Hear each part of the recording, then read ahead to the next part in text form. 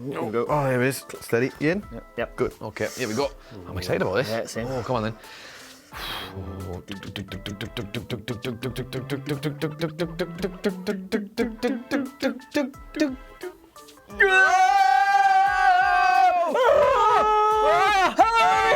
Welcome to the News Coaster. Oh, Jesus Christ. That was brilliant. My name is Adam Clear. I'm joined by my partner in crime, Adam Nicholas, here to go through. Well, it's Thursday, isn't it? Which means the Observer's out, which means we have to do a second news story. And our stories for you today, well, one of them's about the brand split. Some exciting news on that. But first, we start with some news on SummerSlam, baby, and 2 more matches that we have found out will be happening at the biggest show of the summer. Also usually tied to roller coasters, I think, or something like that. They normally do that, don't they? They did WrestleMania a while ago. WrestleMania had a roller coaster. The thrill ride of the whole lot. Of the granddad's thrills ride. And summer swing. Coasters. There we go. That's basically what the tagline said when I read it on the poster. And that's the news. And Thanks there you very have much it, for everybody. joining us. That's it for you. 2 more matches announced. We've had our boys over at the Wrestling Observer newsletter do us a little bit of work for us. Boys. Our boys. Dave, we sent him on a mission and he's come back with some stories. And these are interesting. They are. 2 big matches have been added. First one we'll talk about is Roman Reigns. He did not have a match heading into SummerSlam. No, he did not. Neither did Daniel Bryan. And it seems that the plans are, according to our friend Mr. Meltzer, Daniel Bryan, Roman Reigns, one-on-one at SummerSlam. That's delicious, isn't it? Because you think about it, the last time those 2 had a match together was exceptional. Was 2015, Adam Cleary. Fastlane going into WrestleMania, was it? Fastlane going into WrestleMania. That was a hell of a match. Trying to get Roman Reigns over the line. Look, if he just beats Bryan and Bryan lifts his arm at the end, then he's your favourite. That's how that works. But now, because there was such a cloud over that match, wasn't it? Everybody wanted Bryan to be in the main event, but we were getting Roman. There's another year where the Rumble didn't turn out the way he wanted. That match, whereas this is a clean slate. This is fantastic. Doing great character work. Excellent stuff, and we can give you a little quote from our good friend Dave here, who says, another new match for SummerSlam is Roman Reigns versus Daniel Bryan. The angle on SmackDown, where all kinds of things collapsed on Reigns, that looked so hokey, as he says. It did look like it. It did. Especially when he just crawled out from underneath. Yeah, it didn't hurt him. Either way, is to lead to the revelation that Bryan was behind it, perhaps with Rowan pushing everything over. That also explains Bryan never saying anything about his career-changing announcement. I'm not sure if I agree with that. That just feels like putting 2 and 2 together. Yeah, and getting 15, a lot of us put 2 and 2 together to try and work out who was going to be the assailant behind the Roman Reigns attempted murder. A lot of people suggested Buddy Murphy. That was rumoured during the round. Because of the picture of... Again, a match I would quite happily have sat through, but Daniel Bryan's got to be... That's the fantasy booking option, isn't it? It was. I mentioned this briefly to Michael Hamflett because I was like, they're both free. And I thought, what a great match it would be, but didn't dream for a second that it would even happen. Certainly wouldn't have had Bryan as the one to push down things on Roman Reigns, but I guess... Getting your 2 single friends together, isn't it? You guys... It'll make it easier for the group, go on. You had that bit of history a couple of years ago. That was great, wasn't it? Remember the good times. But yes, that's good news. That's really good news. Fantastic match, isn't it? Although the SummerSlam card is now swelling to WWE pay-per-view proportions, it's... not underwhelmed, but the alleged bigger matches haven't really grabbed the imagination. Seth versus Brock, as we discussed, is a rematch. Becky versus Natalya, not really one that's getting the pulses racing. Finn and Finn and Bray Wyatt look like being quite We're exceptional. excited to see what's going to happen there. Other than that, it didn't really feel like their second biggest show of the year, and definitely Bryan Roman does. Incidentally, just seen Fast and the Furious Hobbs and Shaw today. Yes. Roman Reigns is in that. How is he? He's really good. There is one glaring mistake in the film. No. Where in one shot he is stood behind The Rock, and then immediately in the next shot he stood in front of The Rock. Wow, okay. So it's like he's the Usos now. There are 2 of them. He does what he does, mate. Yeah. Listen, if anybody can bend time and space and physics, it's Roman Reigns. It is Roman Reigns. But you know, you mentioned in the match between Finn Balor and Bray Wyatt, you could possibly suggest that match might be a bit of a squash match, yeah? The Fiend might end up squashing going down that Finn road, Balor. Yeah. Another squash match may also be set to take place on SummerSlam because the second of the 2 matches that Dave Meltzer pondered over on the Wrestling Observer newsletter today was a very interesting one that people may have kind of picked up on over the last couple of weeks, certainly on SmackDown. Dolph Ziggler is set to take on your boy and mine, and probably Simon Miller's boy, Mr. Bill Goldberg at SummerSlam. How long did you have that waiting for the spit take? I thought you were going to do waiting for the spit take. I'm glad you didn't do it with my face. That was very kind of you. We've done enough of that. But yes, Dolph Ziggler will be set to take on, according to Dave Meltzer and the Wrestling Observer newsletter, Bill Goldberg at SummerSlam. He's obviously been dropping his name and how bad of a wrestler he is on his promos, and to be fair, you could have just let that slide, I think. But apparently, it's a storyline thing, and it will be paying off at SummerSlam. They've got the quote here from Mr. Dave, who says, per their report, that the idea is that the locker room is against Ziggler after his bristly comments towards Goldberg, Shawn Michaels and Mick Foley, etc. So Bill is coming in as a John Wayne badass old man movie character. John Wayne badass old man movie character. Just to clarify. That sounds like me panicking for a description. These are the only parts of the quote that he said. John Wayne badass old man movie character to take care of him, apparently. Right. And I have a feeling that was pitched word for word by exactly Goldberg. Going, I've had this idea. What if I come back as this John Wayne badass old man movie character? And he had a leather jacket on when he was talking about it, undoubtedly. Now, look, that's an exciting match, getting Goldberg there. It is. If they wanted to use somebody calling Goldberg washed up and lead it to being a match, I would rather they just use Matt Riddle. Yeah. Because A, that's a much better match. Of course. And B, there'd be real venom on that one as well. Real venom in that one. Real venom on it. We did call this pretty much after the latest Saudi show that I think all these legends of the business kind of thought these shows would be non-canon. Yeah. They kind of thought they'd have a very small audience or a tucked away part of the world, as far as they're concerned, that nobody's really going to pay any attention to, and the matches that they officially went out on, they're still the matches they're going to go out on. But I think obviously the social media reaction, the reaction in the critical spheres and the fan sphere has obviously been so overwhelmingly negative that they do count. I'm going to have to redo that. So Undertaker got straight back in the ring with that Graveyard Dogs tag team match, which I have to say was absolutely excellent. The best he's looked, and that tank top has bought him 2 more years as a wrestler at least, because cover up your negativity. And for all people say about Dolph Ziggler not being the guy, he can definitely carry someone through an entertaining match. Whether or not to squash or not. He's not going to have to carry anybody. It's going to be... Can you imagine Dolph Ziggler selling for Goldberg? Yes, I think Dolph Ziggler is probably one of the only people on the roster who could possibly separate his own body in half while selling the spear from Goldberg. I can genuinely see and put it back together. Him getting speared, and then when The Rock used to sell the stunner, he would do that the backflip. I can see Ziggler doing that out of the ring. Yep, and we never see him again. It's good though. It's nice. It adds a bit of definitely Bryan versus Roman's a heavyweight match. That's across the brands as well. A story that we haven't seen too much of, certainly not in recent history. Exciting, it's fresh, it's good, it should be excellent, and that's your novelty attraction match. I do want to see Goldberg muller Dolph Ziggler. Although I would say, if you did want to set up something like this where you've kind of got new members or existing members of the roster sort of having a go at like older members of the roster and using it to sort of help put one of them over or set up a match. If only they'd had some kind of show recently that, I don't know, combined elements of the past and the present and to bring them all together to do, you could call it the... what could you call it? The SmackDown Nostalgia Show. The SmackDown... Or the Raw Remember Show. You could call it Raw Remember. That's a good idea. Yeah. I don't think there's any other name you could use for that. Well, that's the tea. Well, this is mostly backwash. I was going to say, I want to see you sip that tea at that point. I did a bit and there was like a little chunk of me lunch in it. Lovely stuff. Well, of course, always professional here. What we got as well? Hashtag good afternoons. WWE, you remember the brand split? Speaking of half-assed ideas that never really worked. Yep. Vince McMahon came out not long after WrestleMania, introduced us to the Wildcard rule. It meant the brand split was still existing, it still counted, but there could be surprise appearances from across the blue and red divide. Now, that sounded good at the time. It did. The night itself, it was already inconsistently used, and then ever since then it's kind of been ignored and people have just moved freely. There's been no mention of a wildcard rule, just people turning up as and when they do. The wildcard rule has actually been and gone. Yes, it is in fact itself a wildcard. It's been completely pointless. However, October is what we're all building to. That's officially when everything's going to kind of... Sort of feels like a soft reset for WWE. Heyman and Bischoff, they'll be fully in their roles. Fox will have moved in on SmackDown, or SmackDown will have moved in on Fox, however you care to word that one.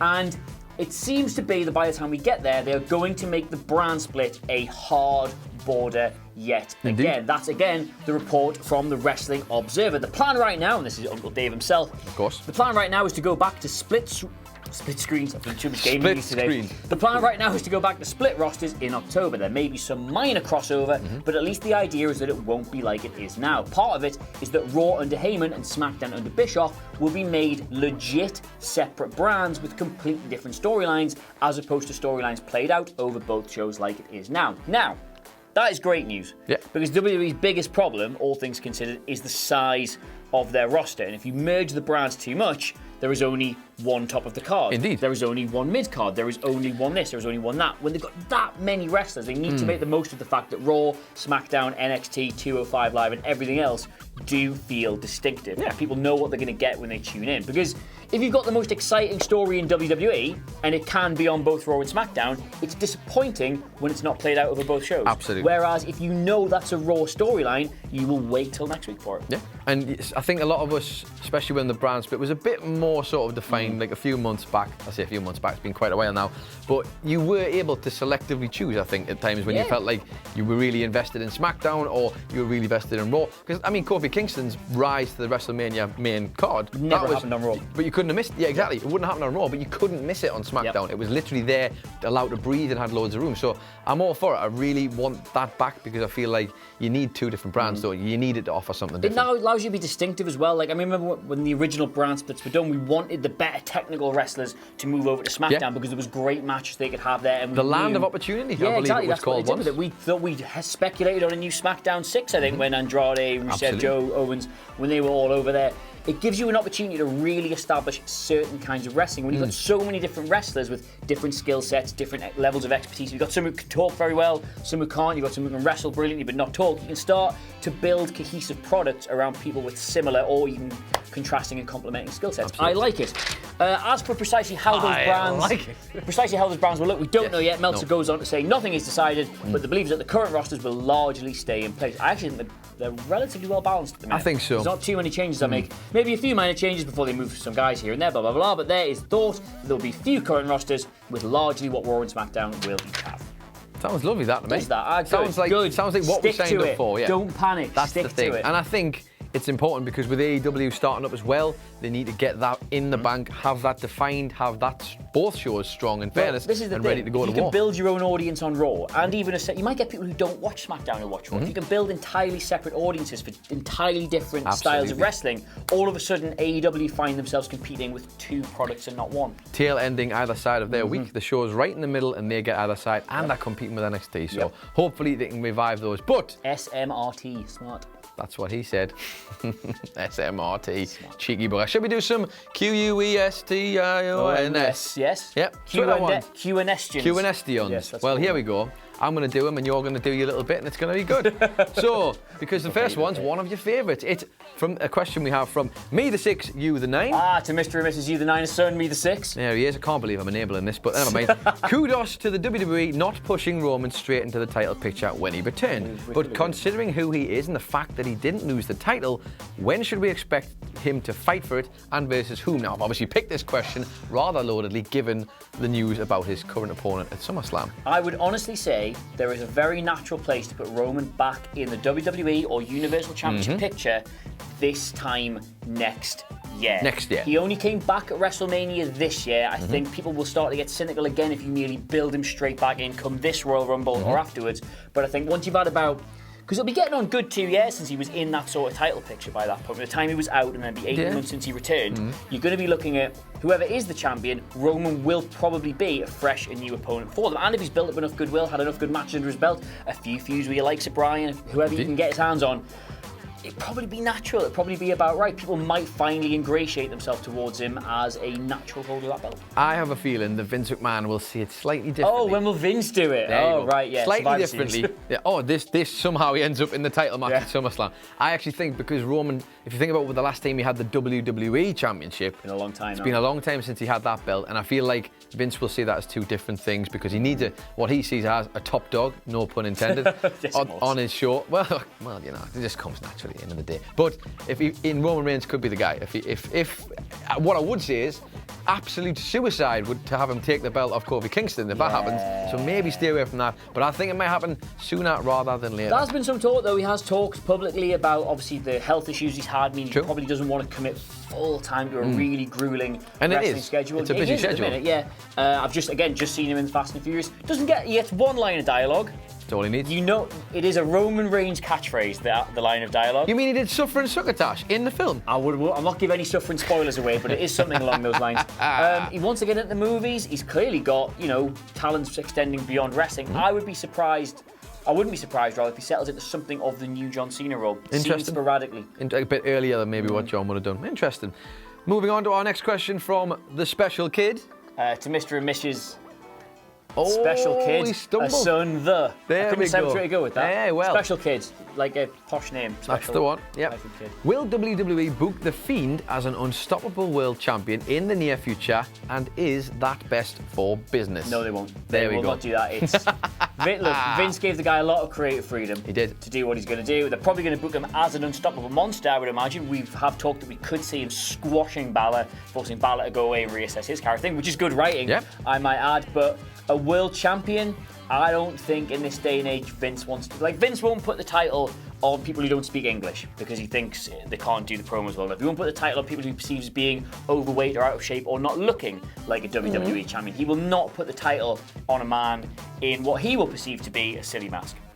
Interesting. I believe. Hey, I'd love to be wrong about this. Listen, I think there's probably, you can back that up because, I mean, look at the guy, you had bloody Kane all them years ago and he gave him the title for like one night. One day, and Kane. that was it. And obviously... Look at the Big Show. The thing is, we've got such a strongly defined character, so, especially when it's like spooky and supernatural, there's all these elements. It's almost like he doesn't need the belt. You always need something to inform your story and inform your character. And for a lot of people, The Miz is the best at this, by the way. The Miz takes titles and things like that and he makes them feel so important because his character is very normal, if you know what I mean. Yeah. He's just a guy, effectively. The Hollywood thing comes here He's and there. very corporate fitting, But isn't he's he? great with an item, whereas you see his item is him. It's his mask, it's his spookiness, it's all this. I guess how does Bray Wyatt go? I mean, well, actually saying that, he might have tapped into that Bray Wyatt in terms of the two split personalities.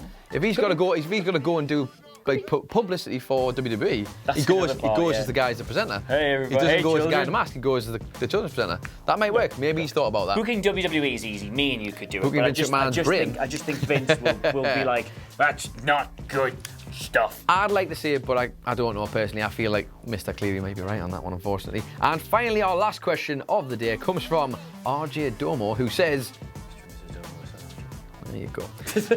How did WWE book the OC in order to give prestige back to the US title and Raw Tag Team titles? I'm going to take this one quickly. I think they should get Ryan and Marissa back from where they were and put them into... I know it's going to be hard with Marissa, given how she's, spoiler for the show that was all them years ago, dead. But they might be able to make a good run of the Raw Tag Team titles and make Seth the champ. The car accident Vince McMahon was in was considerably worse than the car accident Marissa was. Yes, I watched all the OC. There he is. Was considerably worse than Marissa. So had my back no for this reason one. you can't get them back. Yes. I would simply just have Captain Oates escort them to the ring every single week. Put them over. There he goes. Put them over. I'm not doing it. I can't do it. Here we come. Oh. What's on finally? The finally is a good one. Better than that. It's a funny picture. To answer that question, by the way, in a serious I really nature, want the last MVP. It's full of bits. just book them well. Book the guys well. them well, Yeah, yeah. that's all we want. Strong. And then eventually put Balor in there with them and go I've got it. I have a competent, well-booked weekly tag team division in which they are clearly the best tag team. You explain this, and I'm going to get your... Basically, you've got loads of good tag teams, have them face differing and frequent opponents in which they win, sometimes by hook, sometimes by crook, sometimes by simply how good they are at tag team wrestling. And then, lo and behold, they will look strong as tag team champions. Splendid. Well, our hand finally comes direct from Reddit, our good friends over there, who Hey, constantly guys. posting lovely things. And one of Can't get enough of us, can we? One of their users has given us a picture, which I thought was quite fun to end the segment on. The quote here is, Samoa Joe back in the day, looking more like Samoa Jonah Hill, as our friends have stated here. And as you can see, he's having a rather good time there in his little shirt and little collection there. Officially launching Samoa Joe Fit Watch 2K19. That if you is- ever see him in an outfit wearing any non-wrestling clothes, tweet those to me immediately. I would get behind it if he started wearing this garb regularly. Yeah, I'd he does. push him to the moon. No, but I mean like on WWE TV Oh, right, yeah. properly. Fantastic stuff, but thank you for that. That came from, I should point out, I don't like to do this, I've just turned it off as well. Trafalgaladin. Yep. Trafalgaladin. Trafalgar Laden. That'll do. That'll do. To you, who is he? To Mr. Or and Mrs. she? To Mr. and Mrs. Laden, the son Trafalgar. Problematic. Sorry for your loss, by the way. And on that note, shall we take it take it to the bridge? Let's take it to the bridge. Yes, that was the news. Incredible. The hashtag Good After News. Let us know what you made of it in the comments below. If you've got any questions or and findings you'd like to see us read out, whenever the Good After News is back, hashtag it Good After News, and we will no doubt find it. If you want to get us on Twitter, you get him At it, Adam Nicholas, and you can get him at Adam Cleary. Always nearly You put always it on it. You do. At Adam Cleary, CLERY. We are, of course, all on at WhatCulture WWE. Yes, we are. But in the meantime, friends, thank you so much for watching. I'm really annoyed I've already used up That Was the Tea. That was a waste, yeah. Because that should have been at the end, but we'll see. Let's soon pretend you anyway. didn't, with it. Thank you so much for watching. We've of course been blah, blah, blah, etc., etc. Like, share, subscribe. That's the tea. Bye. No, I definitely used it the right part. Seamless. Yeah. Cheers. Bye-bye.